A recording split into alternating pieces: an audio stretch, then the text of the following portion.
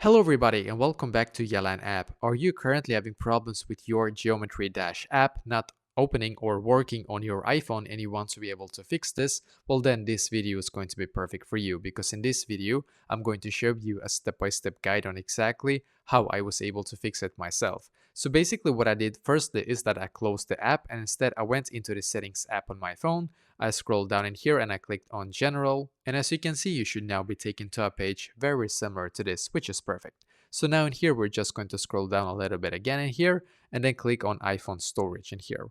And just wait for all of your apps to completely load in here, and now when it's done, when all of the apps here is done, you're going to scroll all the way up in here until you can see the search bar up top. So click on the search bar and then just search for Geometry Dash in here or Geometry Lite. It depends on if you have the Dash or Lite app. It doesn't really matter. It's going to be the exact same step by step, but just click on the app in here. You're just going to click on Upload App in here and once again click on Upload App and then click on the reinstall app button here and just wait for the app to completely now update to its latest version, because sometimes when they actually do release like a new update, then we need to be able to get it, because if we are still stuck on the last update or the previous update, then that might be one of the reasons why it's right now the app right now is not working on your iPhone.